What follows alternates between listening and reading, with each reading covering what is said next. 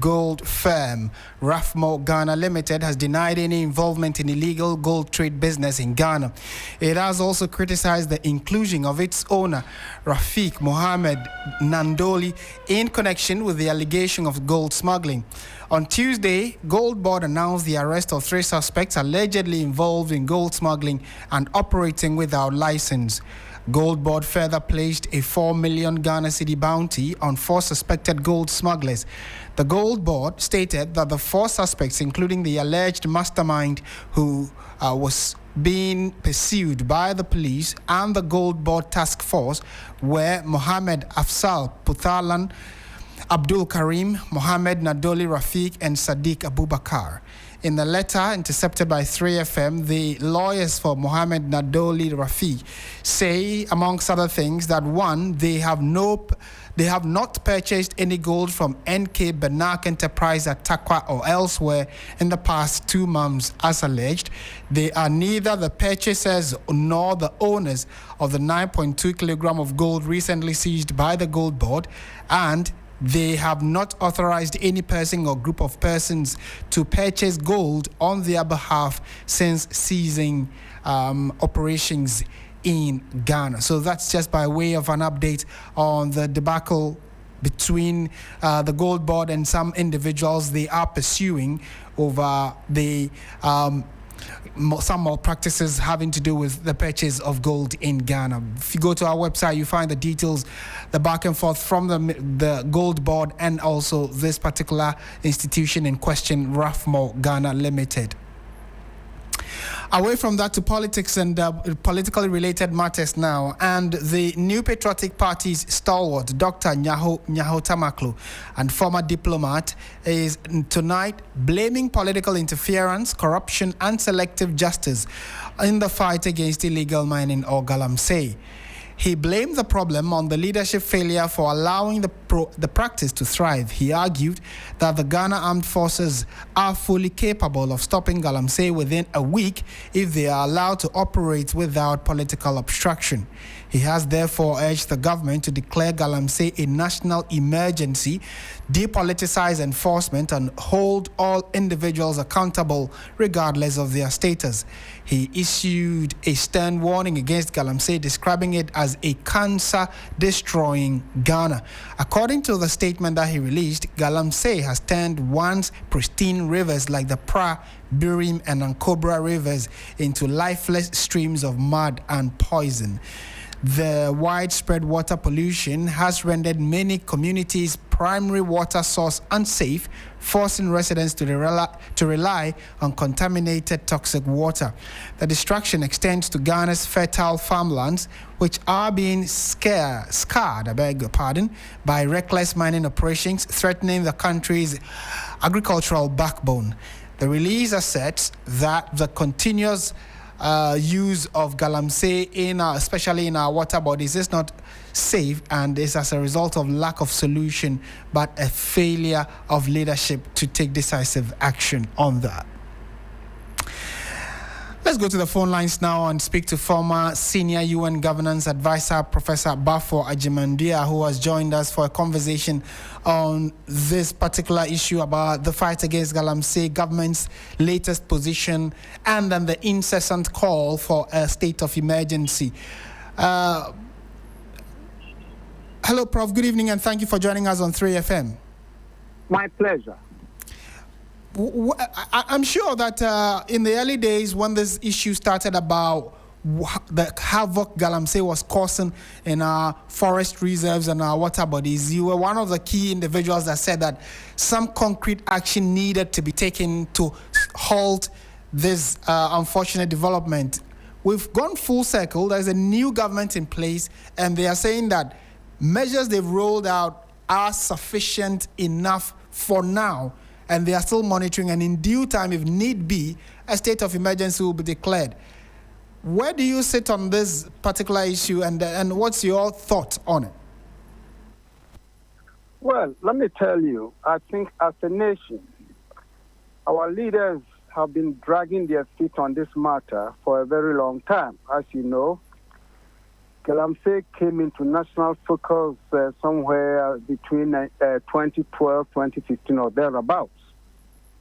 And that time, I think President Mahama was power, and he made some statements and even flew over the area and informed the whole nation how serious this matter was. So once the new government came into being, that's NPP's Akufo-Addo, there was a lot of pressure on him to take some steps to arrest this national menace. But what we know is that there was foot dragging also, even though occasionally there were some attempts, including sending soldiers under special names, Operation this, Operation that. But in the end, we saw that it didn't really end the operation, the Galamsey menace. As we speak, it seems like the problem has gotten out of hand. A lot of these Galamseyers are fully armed, and many more people have enrolled in this illegal business. And what is worse, both political parties have been party to this Galamsey. We know that these people in politics, in the security sector, have all been part of it. And I believe that has been the main problem for none of our two governments being able to arrest the situation. And as we speak again, I think voices have been raised, some threatening protest marches. The Bishops' Council or Conference of the Catholic Church has issued a statement a few days ago, and many more voices are raised. So I know there's a lot of pressure on the current government.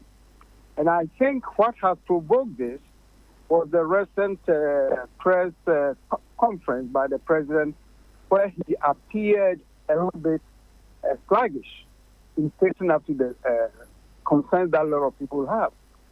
And that, I think, is pressuring the government to come up with much more stronger measures. So I'm personally pleased with the latest announcement by Jubilee House that, in fact, they are going to set up permanent military either bases or spots in these areas. Hopefully, that can address it. But let me say, the challenge is not something we have to play with.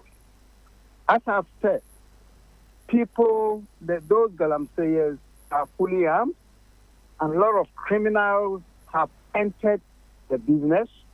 And I think recently we have been seeing videos where some have confronted armed policemen openly and fighting back.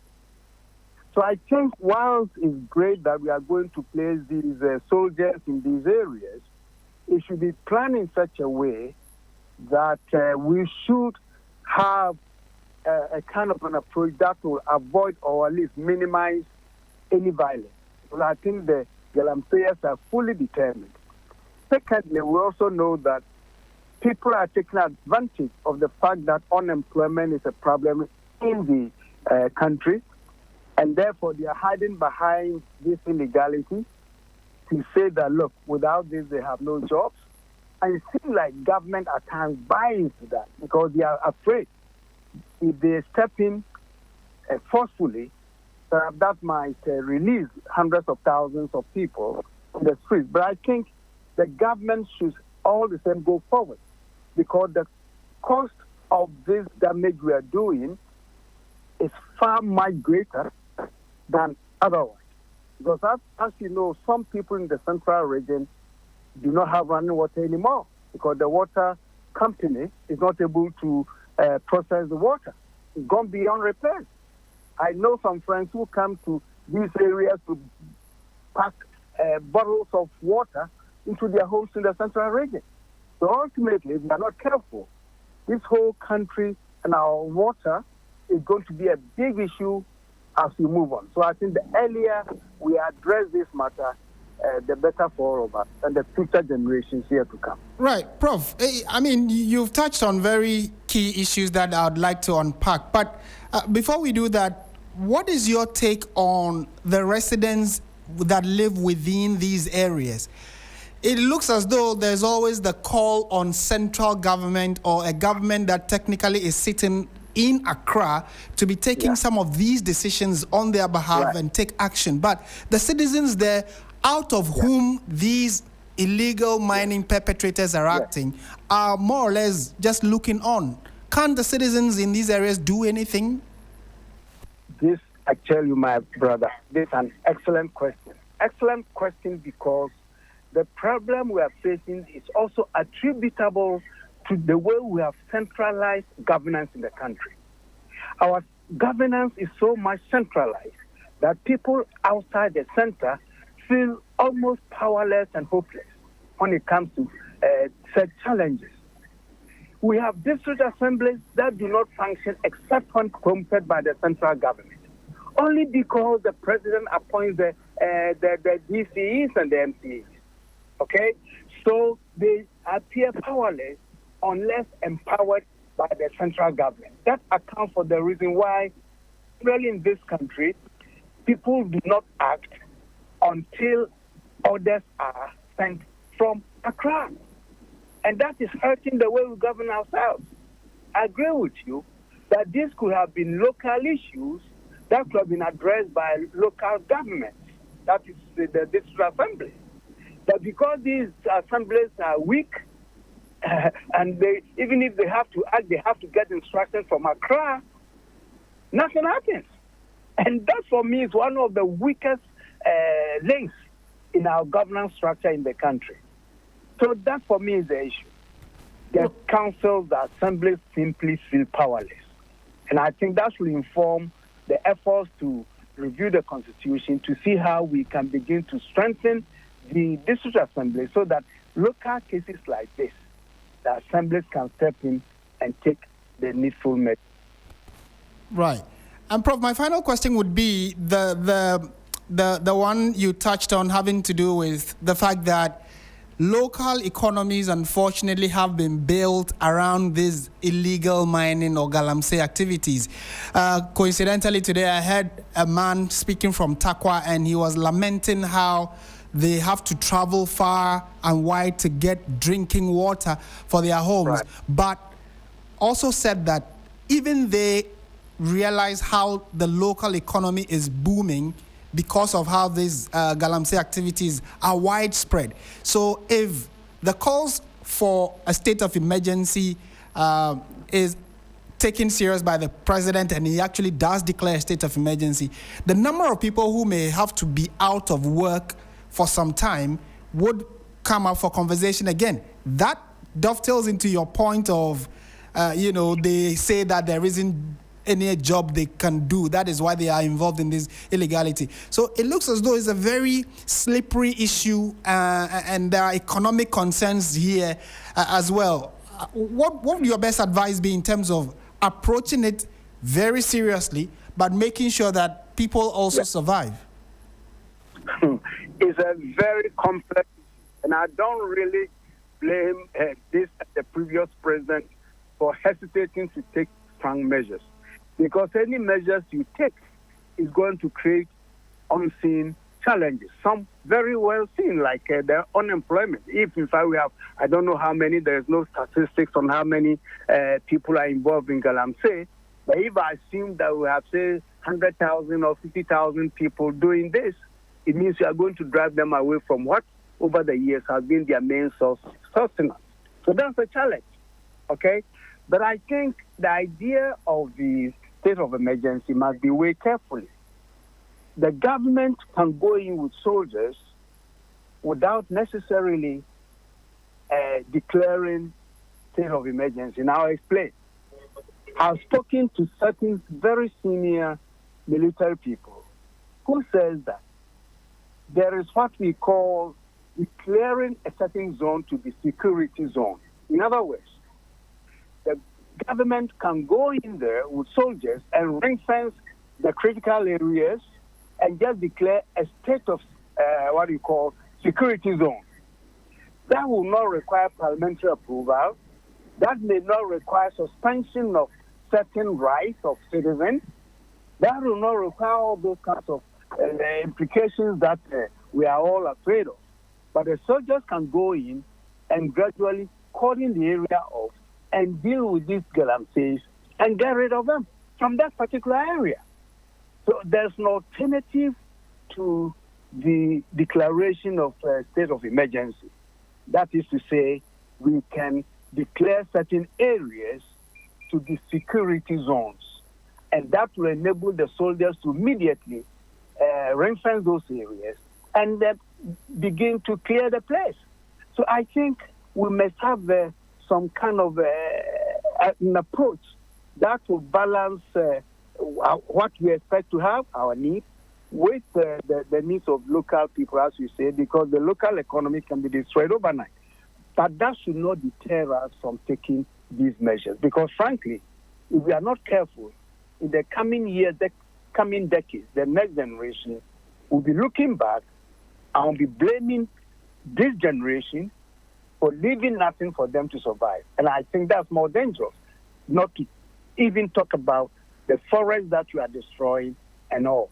So I think there must be that kind of level-headed approach that will gradually get rid of these people. So if you ask me about the state of emergency, my alternative rather would be declaring security zones, creating security zones and getting the soldiers to go in there to do their job. Prof, thank you so much for your time this evening. My pleasure. We've been speaking to Professor Bafo Agyeman-Duah, who is the former senior UN governance advisor, sharing his thoughts on this conversation, very crucial national conversation about galamsey, its impact on water and our forest reserves, and the fact that as we speak, some regions in and around, especially the central and western region, some communities are already struggling to get drinking water, which is an everyday necessity, and have to travel for miles to get, just a glass of water or a bottle of water to drink. So it tells you the seriousness, the impact of galamsey is having. But on the back of that, leadership of the country say that they have also put in the right measures to ensure that we're able to deal with the issue head on. So we will keep our fingers crossed and be counting the days to see what else can be done regarding the fight against this illegal mining canker. This is Hot Edition on 3FM 92.7. We're going on to